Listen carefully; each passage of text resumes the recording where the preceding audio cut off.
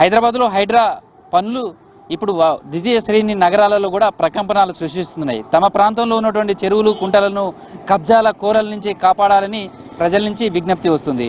Warangal greater పరిధిలో కూడా వందల చెరువులు కూడా ఆక్రమణకు గురాయి. బఫర్ జోన్ FTL పరిధిలో వందల నిర్మాణాలు కొనసాగాయి. అయితే వీటన్నిటి మీద కూడా చర్యలు తీసుకోవాలనే డిమాండ్ వ్యక్తమవుతున్న నేపథ్యంలో అసలు వరంగల్లో చెరువుల పరిస్థితి ఎలా ఉంది తెలుసుకునే ప్రయత్నం చేద్దాం.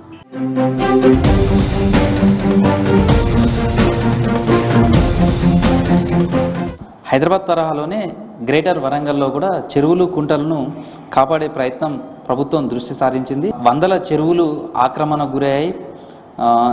కుంటలతో పాటు పెద్ద పెద్ద నాలాలకు సంబంధించినటువంటివి కూడా కబ్జాలకు గురయ్యాయి.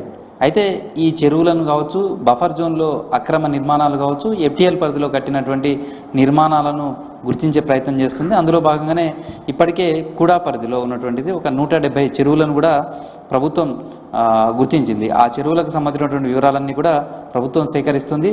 త్వరలోనే హైడ్రా తరహాలోనే వాడ్రా ఇక్కడికి తీసుకురావాలనే దాని కోసం కూడా కసరత్తు జరుగుతుంది. చివరికి కోర్టులు కూడా ఈ విషయంలో స్పందించడంతో 1-2 చోట్ల కూల్చివేతలు చేసినప్పటికీ కూడా ఆ తర్వాత పెద్దగా ఈ అంశాన్ని గతంలో పట్టించుకోలేదు. ప్రస్తుతం అయితే ఇలా FTL పరిధిలో ఉన్నటువంటి మనం ప్రస్తుతం ఇది చూస్తుంది వడ్డపల్లి చెరువుకు సంబంధించినటువంటి చెరువు. వరంగల్కు సంబంధించి చూస్తే ప్రధానమైనటువంటి చెరువులలో వడ్డపల్లి చెరువు లాంటిది కూడా ఉంటాయి. నగరానికి సంబంధించి చూస్తే అనేక చెరువులు ఆక్రమణకు గురయ్యాయి. దాదాపు ఈ చెరువులన్నింటినీ కూడా సర్వే చేయాలనేది ప్రభుత్వం భావిస్తుంది. దానికి సంబంధించినటువంటి FTL పరిధిలో ఉన్నటువంటి మ్యాప్లు కావచ్చు, లేకపోతే గతంలో ఉన్నటువంటి గూగుల్ సర్వేకి సంబంధించినటువంటి మ్యాప్స్ తీసుకోవడం కావచ్చు, తర్వాత డ్రోన్లకు సంబంధించినటువంటి సర్వే ఫుటేజ్ని కూడా సేకరించాలనేది నిర్ణయించినట్టుగా తెలుస్తుంది. ప్రధానంగా చెరువులకు సంబంధించినటువంటి చూస్తే చాలా చెరువులు ఆక్రమణ గురయ్యాయి. అట్లాంటి ఆక్రమణ గురైనటువంటి చెరువులకు సంబంధించి చూస్తే ఉర్సురంగ సముద్రం కావచ్చు, ఇక్కడ 126 ఎకరాలు ఉండేది, దాదాపు 26 ఎకరాల పాటుకు అన్యక్రాంతమైంది. సేమ్ మనం ప్రస్తుతం ఇక్కడ చూస్తున్నటువంటి వడ్డపల్లి చెరువు, ఈ వడ్డపల్లి చెరువుకు సంబంధించి ఇప్పుడు చూస్తున్నది 300 ఎకరాల వరకు ఉన్నట్టుగా చూపిస్తుంది. కానీ ఇదంతా బఫర్ జోన్ కావచ్చు. తర్వాత ఇది యాక్చువల్గా ఈ చెరువుకు సంబంధించి 336 ఎకరాలు ఉండాలి. ఇప్పటికే 36 ఎకరాలు చెరువుకు సంబంధించినటువంటిది అన్యక్రాంతమైంది. సేమ్ టైంలో బఫర్ జోన్కి సంబంధించి FTL పరిధి, అదేవిధంగా బఫర్ జోన్, ఈ బఫర్ జోన్ పరిధిలలో కూడా అనేక నిర్మాణాలు ఉన్నాయి. దానికి సంబంధించినటువంటి మ్యాప్ ఇలాంటి వాటి అన్నిటి మీద కూడా ప్రభుత్వం సమాచారాన్ని అంతా కూడా సేకరించే ప్రయత్నం చేస్తుంది. కమిషన్ సపరేట్గా ఏర్పాటు చేయడంతో పాటు ఈ చెరువులను పరిరక్షణ చేయాలి అనేది ప్రధానమైనటువంటి డిమాండ్గా మారుతుంది. ప్రస్తుతం అయితే ఇలాంటి చెరువులకు సంబంధించినటువంటి FTL బఫర్ జోన్లో ఉన్నటువంటి మ్యాప్స్ కావచ్చు, తర్వాత ఆక్రమణలను గుర్తించే ప్రయత్నం అయితే జరుగుతుందని చెప్పచ్చు.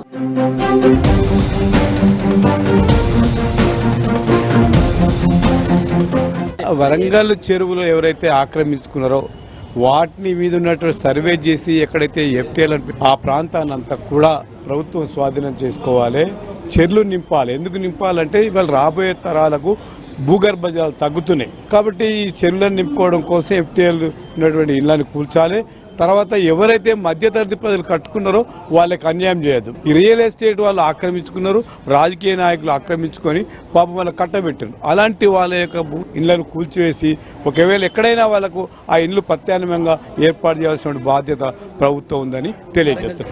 ప్రభుత్వం మున్సిపాలిటీ ప్రధానంగా ఇచ్చేటువంటి పర్మిషన్లు, కూడా ఏర్పడిన తర్వాత ఇచ్చేటువంటి పర్మిషన్లు ప్రకారంగా వాళ్ళు ఇచ్చినప్పుడు మాత్రం ఈ చెరువుల్లో వాళ్ళు పర్మిషన్స్ ఇవ్వడం లేదు. కానీ రాజకీయ ఒత్తిళ్లు, తర్వాత అధికారుల మీద రాజకీయ ఒత్తిళ్లు పెంచి, తర్వాత వాళ్ళకి ఏదో అక్రమమైనటువంటి సంపాదనలు మార్గంగా ఏర్పరిచి ఈ రకంగా చెరువులో భూములన్నీ కూడా ఆక్రమించినటువంటి వాళ్ళు అక్కడ వాటికి పర్మిషన్స్ వచ్చే విధంగాను, కొందరు పర్మిషన్స్ లేకుండా కట్టుకునే విధంగాను పరిస్థితులు మారుతూ వచ్చినాయి. ఒకప్పటి వరంగల్ చాలా స్వచ్ఛంగా ఉండేది.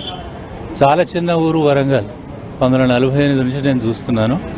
అప్పుడు హనుమకొండ, వరంగల్, కాజీపేట చిన్న ఏరియాలు మాత్రమే. అక్కడ చాలా విశాలమైనటువంటి స్థలాలు ఉండేది. వ్యవసాయ భూములు మనకు సుబేదారి దాటిన తర్వాత ఇరుప్రక్కల వ్యవసాయ భూములు ఉండేది. అట్లాంటి వరంగల్లో అసలు భూమికి తక్కువ ఏం లేదు. కానీ క్రమమైన సక్రమైనటువంటి పద్ధతిలో అభివృద్ధి జరిగి ఉంటే బాగుండేది. కానీ ఇది రాను రాను ముఖ్యంగా 1980ల నుంచి క్రమంగా ప్రారంభమై ఈనాటికి మొత్తం నగరంలో వరదలు వచ్చేటువంటి పరిస్థితికి దారితీస్తుంది. అంచేత హైదరాబాద్లో తీసుకున్నటువంటి హైడ్రా కార్యక్రమాన్ని స్వాగతిస్తున్నాం. అలాంటి కార్యక్రమాన్ని ఈ ప్రతి ప్రధాన నగరంలో తీసుకొని అక్రమైనటువంటి కట్టడాలు, చెరువుల్లో ఉన్నటువంటి అక్రమైన కట్టడాలు తొలగించి ఆ చెరువులను మామూలు స్థితికి తీసుకొని వచ్చేటువంటి కార్యక్రమాన్ని. ఓకే, ఇప్పుడు హైడ్రా లాగా వరంగల్లో కూడా వాడ్రా అని చెప్పేసి అని ఒకటి కమిటీ లాగా ఏర్పడి ఈ యొక్క భూ పరిరక్షణ, తర్వాత నాలాలు, తర్వాత చెరువుల పరిరక్షణ కోసం ఏదైతే ఈ యొక్క నిర్ణయం తీసుకుందో హర్షించదగ్గ విషయం. అసలు ప్రభుత్వం ఈ నిర్ణయం తీసుకోవడం అనేటువంటిది ముఖ్యంగా హర్షించదగ్గ విషయం. అక్కడ పెద్ద చిన్న అనే తేడా లేకుండా ఇక్కడ నేను వరంగల్ విషయానికి వస్తే మాత్రం ఒక విషయం ఖచ్చితంగా చెప్పదలుచుకున్నాను. ఇప్పటి వరకు జరిగింది ఒక ఎత్తు అయితే ఇప్పుడు జరగాల్సింది మనం అలా జరగకుండా చూడాల్సిన బాధ్యత కూడా మన మీదనే ఉంది. కాబట్టి వరంగల్లో ప్రభుత్వ భూములు ఏమి ఉన్నాయి అనేటువంటిది ఈ ప్రజలందరికీ తెలియదు. సో దానికి ఒక బ్లూ ప్రింట్ చేసి దానికి అవేర్నెస్ ఫస్ట్ తీసుకొచ్చేసి అసలు విషయం తెలుస్తుంది, జనాలకు విషయం తెలియాలి, ఇది ప్రభుత్వం నేను తీసుకోవద్దు అనేది. వాడికి ఏమేరక వీళ్ళన్నీ ఏదో మాయమాటలు చెప్పి దీనిలో చూపెడుతున్నారు, ఆ పేపర్లో చూపెట్టేసేసి వాళ్ళు కొనమంటే నిజమే కావచ్చు అని చెప్పేసి కొనుక్కుంటూ ఉన్నారు. సో ఇలా జరుగుతుంది అని అంటే ఫస్ట్ ప్రభుత్వములన్నింటినీ కూడా ఒక బ్లూ ప్రింట్ లాగా తీసేసి ఇది వరంగల్ జిల్లా మొత్తం ట్రై సిటీస్లో దీన్ని పబ్లిక్ తెలియజేయాలి. తెలియజేసిన తర్వాత ఇక జరిగిన వాటి గురించి ప్రభుత్వ సహకారంతో ముందుకెళ్తే బాగుంటుందని చెప్పేసి అని. ప్రధానంగా వరంగల్లో 100 చెరువుల పైన గతంలో ఉన్నటువంటి ప్రభుత్వాలు మ్యాపింగ్ చేయడం జరిగింది. ఆ 100 చెరువులలో దాదాపు 80% దురాక్రమణకు గురి కావడం జరిగింది. ఇప్పుడు ఇదంతా కూడా 1996 ఆ ప్రాంతం నుంచి ఎప్పుడైతే ఈ ఎకానమీ మొత్తము భూమి వైపు మారటం మొదలైందో అప్పటి నుంచి ఈ భూ ఆక్రమణదారులు చెరువుల మీద, తర్వాత ప్రభుత్వ స్థలాల మీద, తర్వాత పార్కుల మీద ఈ భూమిని పేద మధ్యతరగతి వర్గాల వారికి ఒక వ్యాపారంలాగా తీసుకొని ఈ చీకటి వ్యాపారంలాగా ఇది కొనసాగుతుంది. దీనికి ప్రభుత్వంలో ఉన్నటువంటి తర్వాత అధికార ప్రతినిధులు, రాజకీయ పార్టీలు కావచ్చు, బ్రోకర్లు కావచ్చు, వీళ్ళందరూ కూడా ఒక రకమైనటువంటి దురాక్రమణ చేసి తర్వాత ప్రజలను మభ్యపెట్టేసి ఇది తక్కువ ధరకు దొరుకుతుంది, తర్వాత దీని పరిణామాలు తెలుసుకొని దీని ఐక్య కార్యాచరణ అనేది క్షేత్రస్థాయిలో నిరంతరంగా నిఘా చేసుకున్నప్పుడే దీన్ని కాపాడుకోవడం జరుగుతుంది.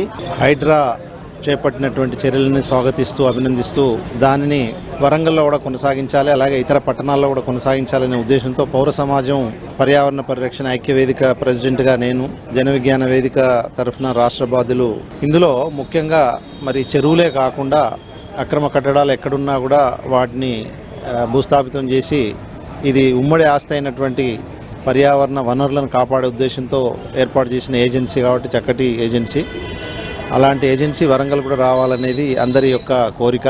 అయితే ఈ మధ్యన లేక్ ప్రొటెక్షన్ కమిటీలో ఏమీ జరగట్లేదు. అన్ని సరస్సులు దాదాపు కలుషితం అయిపోయినాయి. అయితే అది విసర్జనకు కానీ, లేదంటే ఆక్రమణలకు కానీ, లేదంటే అక్కడ ఈ వినాయక నిమజ్జనం చేయడం ద్వారా రసాయనిక కాలుష్యాల ద్వారా కానీ అన్నీ కూడా అంతరించిపోతున్నాయి. మరి మనకు రాజ్యాంగం కల్పించినటువంటి ప్రాథమిక విధి 51AG అనేది ఆర్టికల్లో మనకు చక్కగా నిర్వచించారు. ప్రకృతి వనరులను కాపాడుకోవడం ప్రతి పౌరుని ప్రాథమిక బాధ్యత అని చెప్పారు. ఇప్పుడు మన నగరంలో అభివృద్ధి అనేది, నగరీకరణ అనేది, దానికి కొన్ని కండిషన్లు పెట్టి నగరీకరణ అనేటువంటి చట్టాలు ఉన్నాయి. ఆ చట్టాల ప్రకారము చెరువులను కానీ, కుంటలను కానీ, నాలాలను కానీ, అదే బఫర్ జోన్లను కానీ, ప్రజలకు ఉపయోగపడేటువంటి పార్కులు కానీ ఇవన్నీ రక్షించాలనేటువంటి చట్టాలు ఉన్నాయి. కానీ మన రాజకీయ నాయకులు ముఖ్యంగా నేను చెప్తున్నాను 1995-96 నుంచి అక్కడి నుంచి మొదలైంది. రీజనల్ పార్టీలతోటి ఈ చట్టాలన్నీ కూడా వాటిని అతిక్రమించడం, వాటిని విధ్వంసం చేసేటువంటి కార్యక్రమంలో పాల్గొనడం జరుగుతూ ఉన్నది. ఇది లేక్ ప్రొటెక్షన్, చెరువులను ప్రొటెక్ట్ చేసేటువంటి కమిటీలు వేశారు, పర్యావరణ కమిటీలు వేశారు, నగరాలకు సంబంధించినటువంటి పరిరక్షణకు సంబంధించినటువంటి కమిటీలు కూడా వేసిండ్రు. కానీ ఏ కమిటీని కూడా వాళ్ళు కాన్స్టిట్యూట్ చేయలేదు. రాజకీయ నాయకులు ఎలక్ట్ అయిన వాళ్ళ యొక్క ప్రయోజనాలను కాపాడుకోవడం కోసం ఏ చట్టాన్ని అమలు చేయకపోవడం, ఏ కమిటీలను కూడా వాళ్ళను పిలవకపోవడం, ఈవెన్ కలెక్టర్లు కమిషనర్లు కూడా ప్రజాప్రతినిధులు చెప్పిన విషయాలనే పట్టించుకున్నారు. కానీ వాళ్ళు చట్ట ప్రకారం పనిచేయడంలో చిత్తశుద్ధి చూపించలేదు.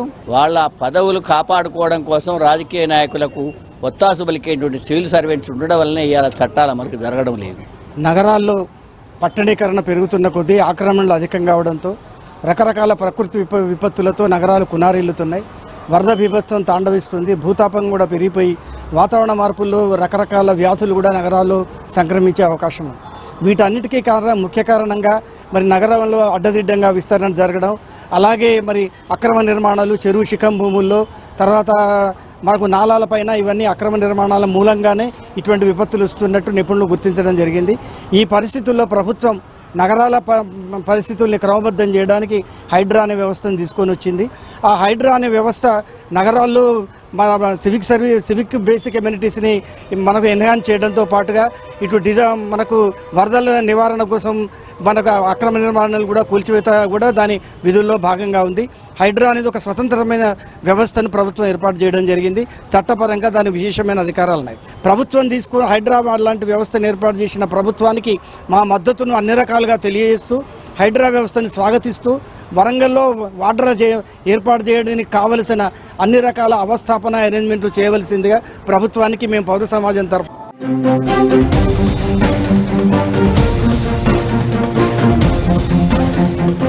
వరంగల్ ఈ పేరు చెప్తేనే కాకతీయుల పాలనతో పాటు వాళ్ళ పరిపాలన గుర్తుగా అనేక చెరువులు కనిపిస్తూ ఉంటాయి.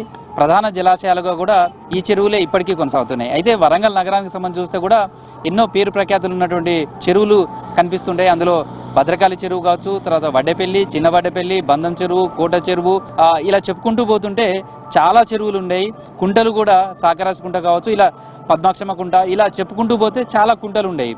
కానీ అవి కాలక్రమేణా కనుమరుగయ్యాయి. కొన్ని చెరువులేమో FTL కావచ్చు, బఫర్ జోన్లో కావచ్చు అనేక అక్రమ నిర్మాణాలు చెరువులకు సంబంధించి కూడా ఆక్రమణలు కొనసాగాయి.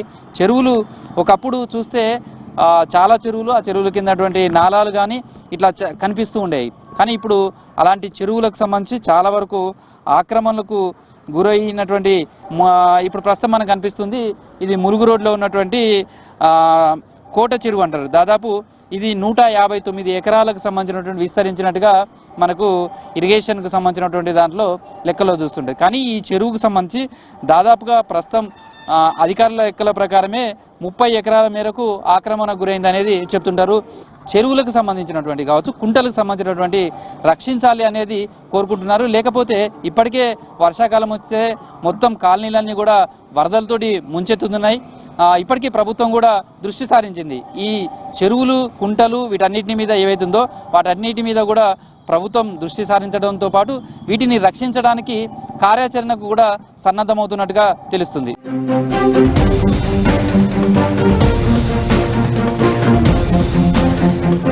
చూసారుగా వరంగల్ నగరానికి సంబంధించిన చెరువులు, కుంటల ఆక్రమణలు వీటన్నిటి మీద కూడా ప్రభుత్వం ఉక్కుపాదం మోపాలి.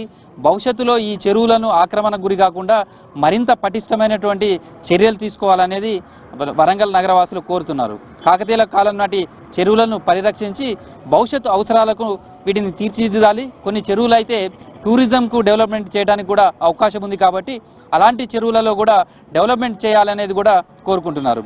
ఆ వైపుగా ప్రభుత్వం ఈ చెరువులు కావచ్చు, కుంటల పరిరక్షణకు చర్యలు తీసుకోవాల్సిన అవసరం కనిపిస్తుంది. Video journalist Dashrath, Krishnamohan, V6 news, Warangal.